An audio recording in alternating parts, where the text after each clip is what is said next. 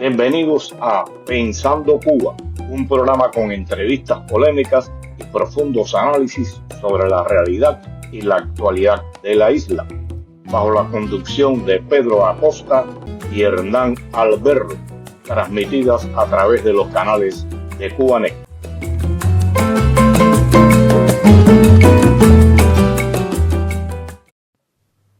Tengan todos muy buenas tardes y bienvenidos a esta nueva emisión de Pensando Cuba.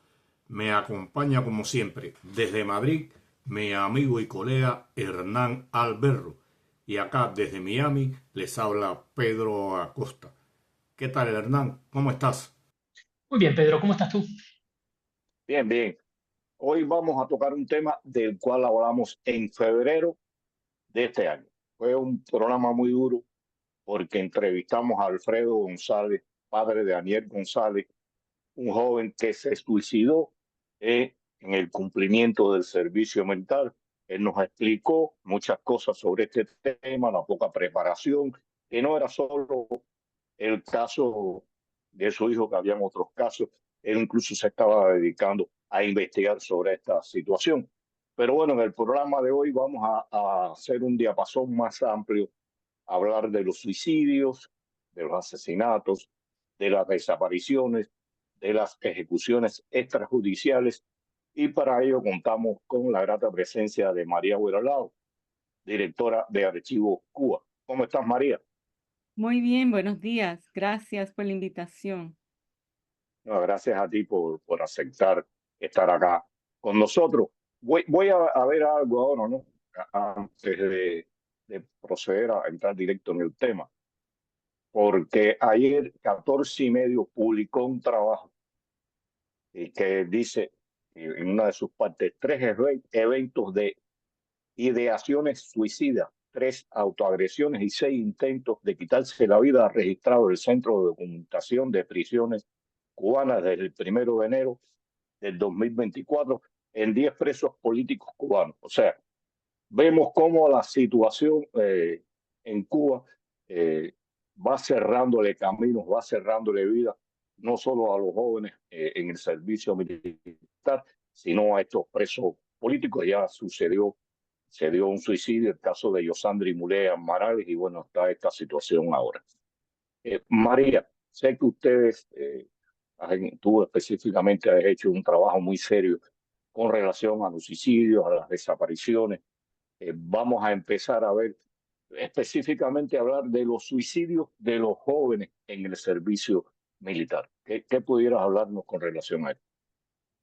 Sí, mira, es un tema que el año pasado nos saltó, que había subido mucho el informe de suicidios reportados en el servicio militar activo en Cuba, que sabemos que es obligatorio, ¿no? Pero además accidentes, asesinatos extrajudiciales, otras ocurrencias dentro del servicio militar, enfermedades de jóvenes, muy extraño. Y eso impulsó que publicáramos un trabajo en octubre que está en el sitio de Archivo Cuba. Si van al proyecto Verdad y Memoria, va a estar ahí el servicio militar, que describimos como trata de personas con un costo letal, ¿no? Porque la situación del servicio militar, cuando uno estudia esto a través de las décadas, ya viene muy, muy mal de mucho tiempo. Las condiciones del servicio militar son famosas en Cuba, es una leyenda entre los jóvenes cubanos de todas las generaciones, lo terrible que es el servicio militar, y con la situación tan terrible que hay en Cuba, pues se ha ido empeorando.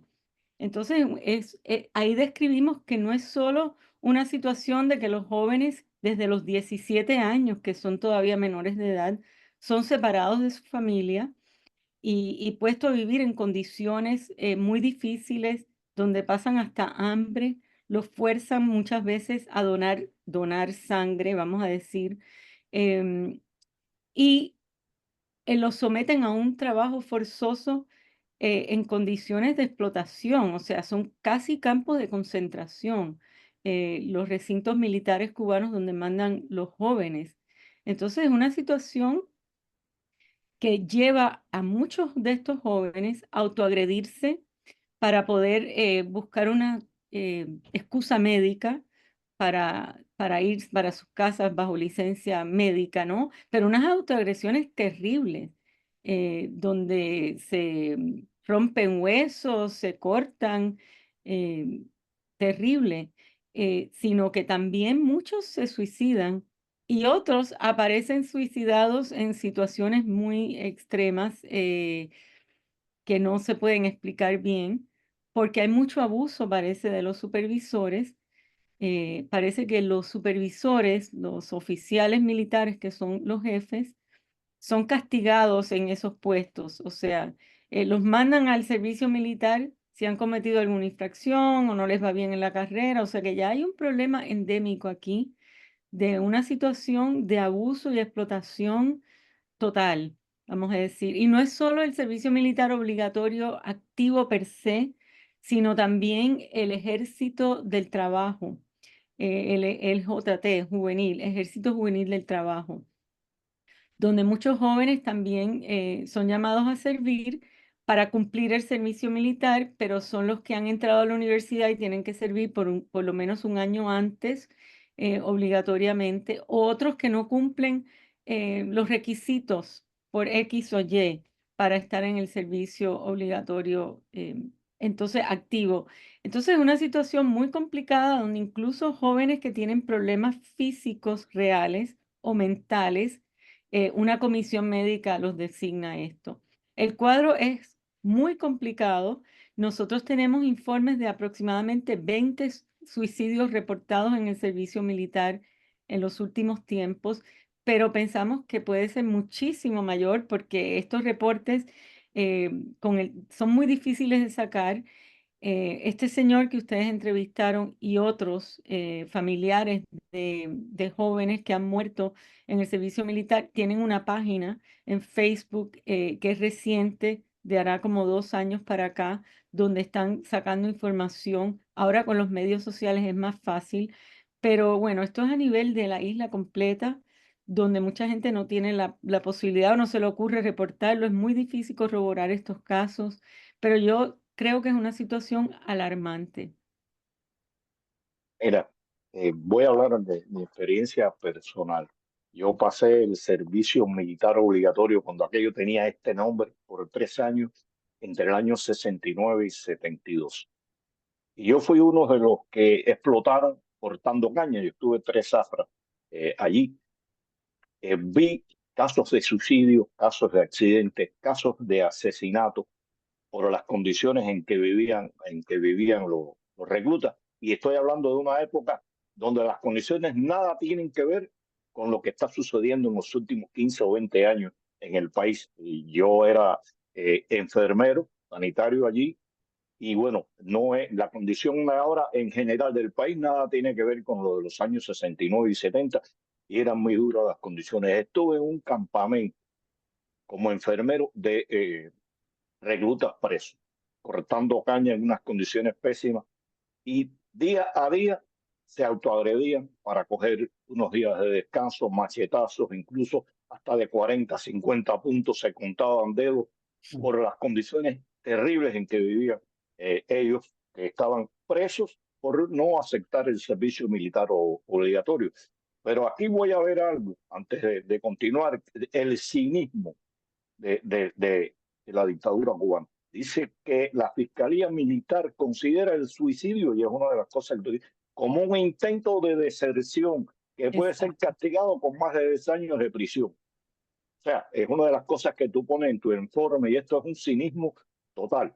O sea, que yo me voy a suicidar, me suicido o hago un intento de suicidio es para desertar. Mayor hipocresía, mayor falta de humanidad no se puede concebir en una declaración como esta. Pero bueno, esto Terminar. demuestra el problema tan serio que hay. O sea, que han tenido que pasar esa regulación, porque no es ni una ley, pero no importa, porque en Cuba todo eso es arbitrario, ¿no? Porque el problema es tan serio del servicio militar. Y llevémoslo a la otra consecuencia de esto, que es que los jóvenes cubanos están voluntariamente o bajo coerción, eh, firmando contratos con Rusia para ir a pelear a la guerra de Ucrania como mercenarios, porque yo presumo, no tengo confirmación de esto, porque les dan la posibilidad de o servir en Cuba o servir en Rusia, pero es obligatorio y no pueden salir del país técnicamente durante los años que legalmente deben estar en Cuba, que me parece que es de los 17 a los 28, los 29, si mal no recuerdo, ¿no? Se supone que no puedan salir si no han cumplido con el servicio militar o con la reserva, que también en la reserva están hasta los 45 años, me parece. Entonces, ¿qué está pasando? Que Rusia ha venido a ofrecerle a los cubanos, a los jóvenes cubanos, ya bien con entrenamiento militar, porque lo han pasado, o los que tienen que pasarlo, aproximadamente $2,000 al mes en pago, o sea, un servicio mercenario, y otra serie de beneficios para luego de servir supuestamente un año nada más, puedan residir en Rusia y sacar a sus familias, ¿no? Entonces, estamos viendo este problema que los jóvenes cubanos están decidiendo ir a pelear en una guerra lejana con peligro real de muerte para no pasar el servicio militar en Cuba o habiéndolo pasado con el pobre entrenamiento que tienen, porque es muy malo parece que el entrenamiento y las condiciones ya de militares, vamos a decir, hay muchísimos tiros al aire, hay muchísimos accidentes porque la preparación y el equipo es muy malo, ¿no? Entonces, estos jóvenes están yendo a pelear en Ucrania, que no tiene ningún sentido porque no es una guerra ni ideológica ni nada, es simplemente para escapar a una situación extrema. En Cuba eso es insólito. Antes de darle a Hernán, el servicio militar en Cuba empieza, usted está obligado a pasarlo a partir de los 16 años. O sea, usted siendo menor de edad puede ser enviado al servicio militar y los padres no pueden oponerse. En Cuba ha surgido un movimiento que uno de ellos era nuestro amigo, el periodista Jorge Enrique Rodríguez, que no envió a su hijo al servicio militar, pero es a partir de los 16 años, incluso aquellos estudiantes universitarios o futuros estudiantes universitarios están obligados a pasar un año de servicio militar para poder obtener su carrera. Es muy duro y, repito, las condiciones ahora son extremas. Hernán.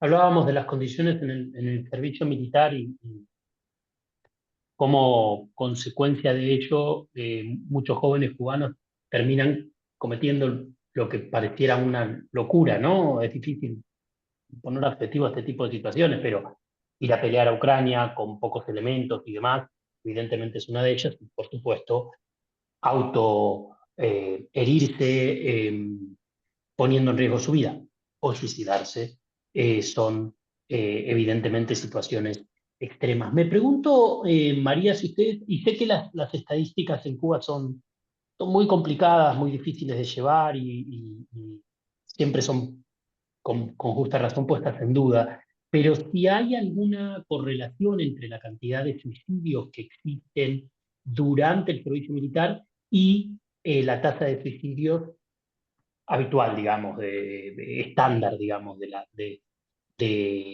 la gente adulta.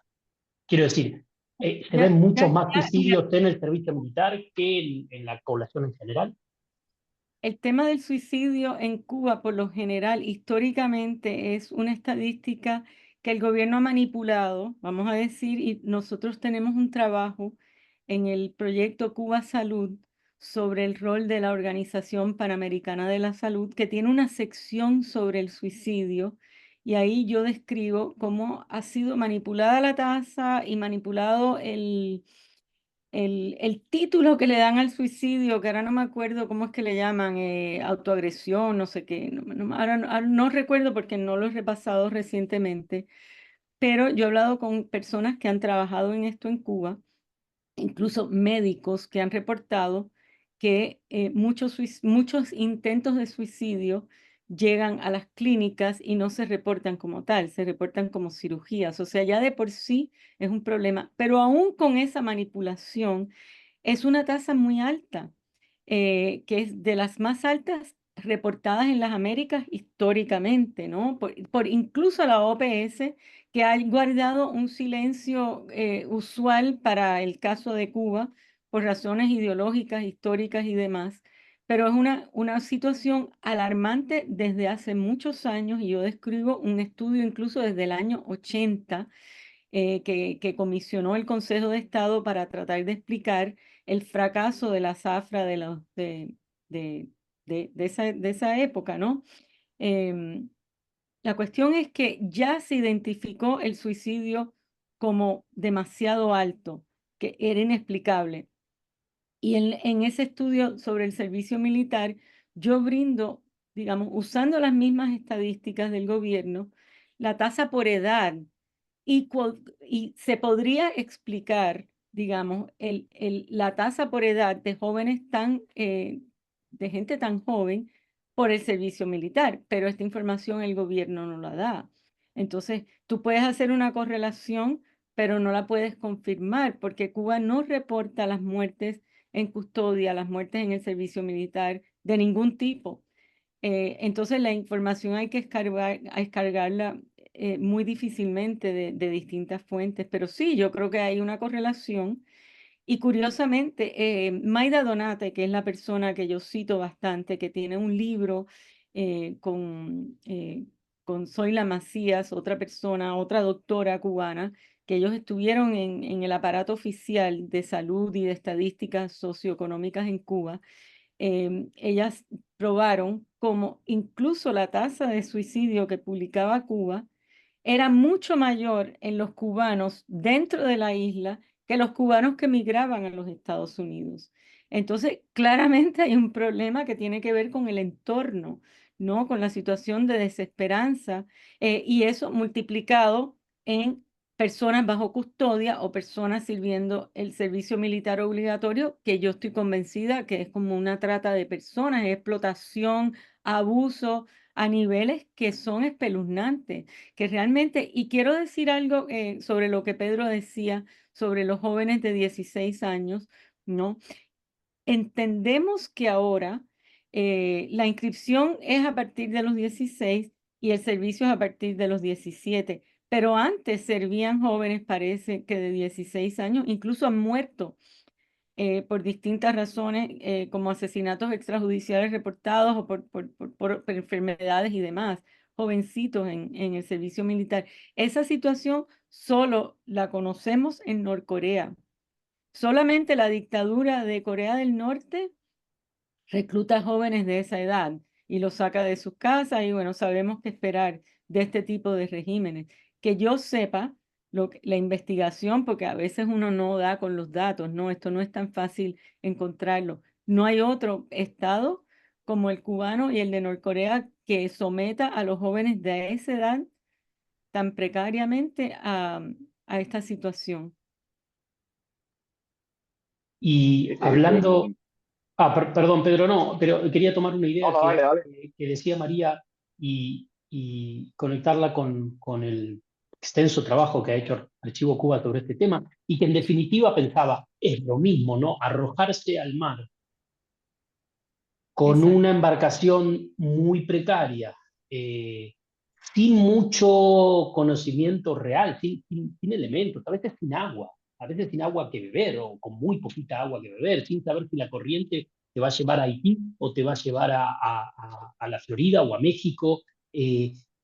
Yo creo que es parecido a saltar del edificio, ¿no? O sea, evidentemente, ustedes que llevan este trabajo de analizar, digamos, el costo humano, en definitiva, el régimen cubano, ¿cómo están viendo los números? ¿Ustedes ven que esto se hace cada vez peor? Digo, en términos migratorios uno lo ve que la salida de Absolutamente. cubanos es brutal, pero bueno, no sé si eso también se refleja en el estrecho Sí, sí, sí, de la Florida. absolutamente. Y lo hemos reflejado. Archivo Cuba publica un estudio anual que vemos los casos documentados, porque, ojo, estos son solo los que nosotros podemos documentar con fuentes creíbles, vamos a decir. ¿Sabe Dios cuántos no? Por ejemplo, en el año 2024, ¿no? Ya hay varios informes, ahora no me acuerdo las cifras, pero bastante alarmantes, de personas que han muerto o desaparecido en intentos de salida, que en el año 2022 fue enorme la estadística de casos documentados, ¿no? Y ya yo creo que este año se va a superar. El problema es que muchas veces no hay la información porque mueren todos los que salen en una balsa, en una embarcación precaria. Por ejemplo, hace como una semana y media estaba viendo un caso de una embarcación donde solo tenemos un nombre y había 10 personas más desaparecidas, ¿no? Y el cadáver de esta chica apareció, una muchacha de 20 años, ¿no? Pero los otros no tenemos ni los nombres ni las edades, ¿no? Entonces nosotros solo podemos crear un archivo cuando hay información. Y muchas veces pasa eso, que hay información de una persona y murieron 12, murieron 8, etcétera. Entonces, este fenómeno de la desesperanza de los cubanos que toman estas decisiones tan extremas para salir de esa situación, por supuesto que es insólito, es alarmante. ¿En qué países se ve? En Siria, en países sometidos a una guerra. Y quiero atar otro tema que es importante porque lo señaló Mayra Donate y nosotros lo recogimos en este estudio, ¿no? Que es la alta tasa de aborto, que es lo mismo, o sea, la tasa de aborto real que ella conocía en aquel momento en Cuba, que hoy día es peor, ¿no? Reflejaba la tasa de aborto de un país en guerra. O sea, los jóvenes cubanos no quieren traer niños al mundo a esa situación. Entonces, Cuba tiene un problema demográfico, una crisis demográfica muy seria, porque no hay jóvenes. Primero, porque la mayoría trata de emigrar o logra emigrar. Y segundo, los que están en edad para tener hijos no quieren procrearse por esa razón, para traer gente a sufrir a este mundo. Una situación muy seria donde entonces hay una población de avanzada edad que no tiene una población que sea productiva para soportar eso. Y el sufrimiento entonces de las personas de edad en Cuba es terrible. Pues las pensiones son terribles porque, bueno, la situación ya sabemos, están pasando hasta hambre, están en la calle. Es una situación realmente terrible que explica por qué hay cada vez una mayor tasa de suicidio. O más suicidio porque no se refleja ni en la tasa. Estaba chequeando la última tasa que reportó Cuba, el Anuario Estadístico de Salud, el último que existe es para el 2022 y ya la tasa había subido mucho en el 2021 y la bajaron otra vez. Yo estoy convencida que eso es una manipulación que la hemos visto antes.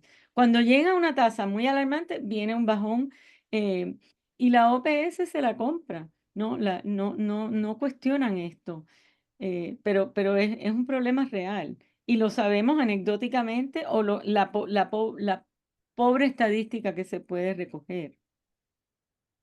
No, en Cuba de siempre, aquello que demuestra la cara y da la realidad de cómo vive el cubano se esconde. Y esto que estamos hablando, todo tiene que ver, todo se entrelaza, la situación tiene que ver con este serio problema demográfico que tiene Cuba, con el envejecimiento poblacional, con el incremento de los asesinatos de mujeres, con el incremento de los actos violentos y de los asesinatos en general en Cuba. Todo tiene que ver. Y en este informe, ustedes que tú haces, hablas también de que en este pasado 2023 hubo 79 desapariciones y todas atribuidas al Estado. O sea, no solo estamos hablando de los suicidios, de los accidentes, sino de estas desapariciones que no sabemos, pueden que hayan sido, como hemos hablado, en esa travesía de la cual el, el, el músico Carlos Varela dice, ¿quién paga por esos jóvenes que han muerto, que han desaparecido en la travesía? Y bueno, puede ser que hayan muerto ahí, pueden ser que hayan sido asesinados. O sea, en general demuestra la falta de control, no solo que den informes o no, sino que se le va, la situación en Cuba se le va de las manos en todos los sentidos al gobierno cubano. Y bueno, ustedes hablan aquí de 79 desapariciones documentadas en el 2023, Pero algo que quiero quiero apuntarle sobre esto. aclarar algo. Primero, son documentadas. Posiblemente hay muchas más. Pero segundo, esa cifra, esa estadística es desapariciones que se presume son en intentos de salida. Que hay una distinción en la definición desaparición forzosa. La desaparición forzosa se puede designar cuando hay algún testimonio o evidencia de que la persona fue vista por última vez con un agente del Estado o bajo custodia de un agente del Estado o en una institución del Estado. ¿Qué sucede? Que en los intentos de salida históricamente sabemos por distintos informes, incluso tengo uno del año pasado, que muchas de estas embarcaciones que nunca llegan a puerto, que desaparecen, han sido atacadas por fuerzas del Estado, por guardafronteras, la policía en las playas, etcétera.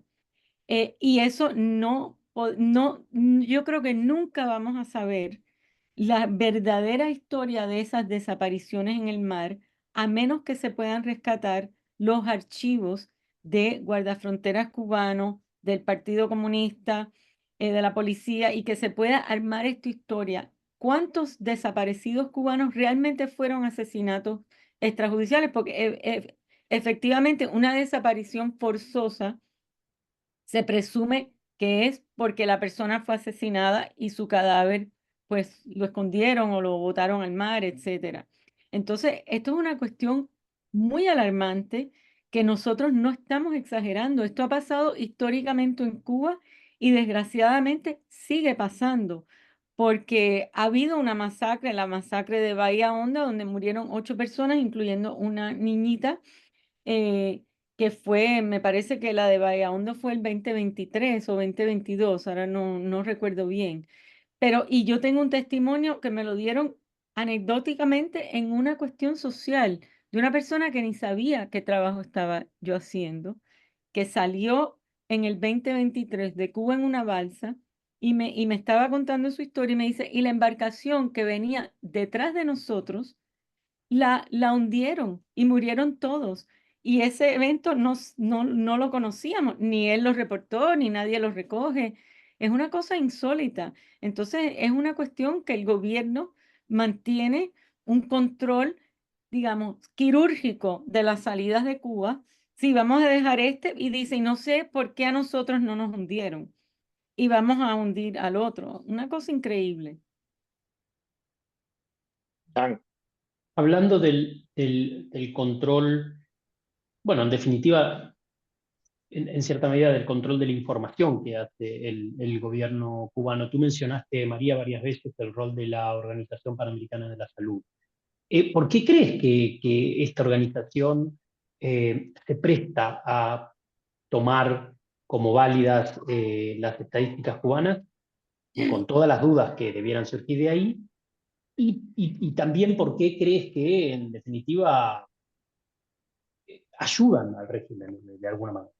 Sí, bueno, nosotros publicamos en el 2022 un trabajo muy extenso, está en inglés y en español, sobre el rol de la Organización Panamericana de la Salud, que realmente le hemos dado poca difusión y creo que merece es que tenemos tantas cosas que hacer a la vez y pocos recursos para hacerlo, pero ese trabajo, yo sugiero una lectura cuidadosa de ese trabajo, porque es muy extenso, porque fue documentando, porque digamos, ese es un tema muy delicado. Decir la Organización Panamericana de la Salud ha sido inconsecuente con la población cubana. Hay que probarlo.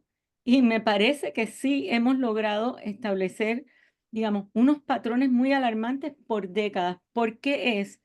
Porque Cuba por décadas privilegió la infiltración de agentes cubanos dentro de la Organización Panamericana de la Salud y consultores de distintos países, porque el tema de la salud ha sido un tema clave para la propaganda y la legitimación de la dictadura cubana.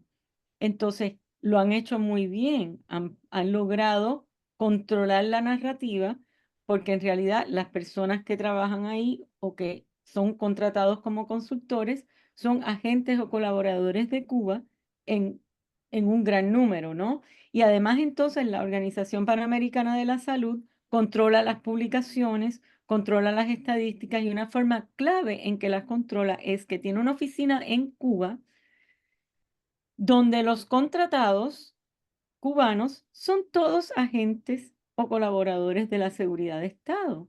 Entonces, me han contado personas que han trabajado en eso. A pesar de que hay trabajadores de la salud que hacen su trabajo profesional con, digamos, las dificultades que hay en Cuba para hacerlo, desde que se genera la data, pasa por el filtro de esa oficina y entonces eso se va manipulando de manera que se pueda publicar. Y en el caso que no llegue a eso, simplemente Cuba nos reporta las estadísticas.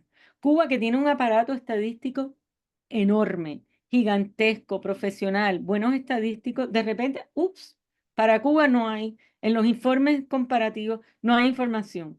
Y eso lo vemos constantemente, ¿no? ¿Qué pasa? Que no hay los recursos para hacerle la contrapropaganda a la gran desinformación que tiene Cuba a nivel mundial por décadas, dedicado una cantidad de recursos inmenso, especialmente al tema de la salud. Entonces, es un tema complicado, por eso ese informe es importante verlo, porque nosotros solamente escogimos algunos temas, entre ellos el suicidio, por ejemplo, para brevemente describir dónde están las fallas, ¿no? Con realidades objetivas, vamos a decir, en tal informe, etcétera. Esto no es un trabajo anecdótico, editorial. Entonces, es muy serio porque todo este lavado de cara de Cuba, toda esta máscara que se le ha puesto a Cuba, que en gran parte depende de la legitimización de Cuba como una potencia médica, es lo que explica por qué Cuba ha sido normalizado.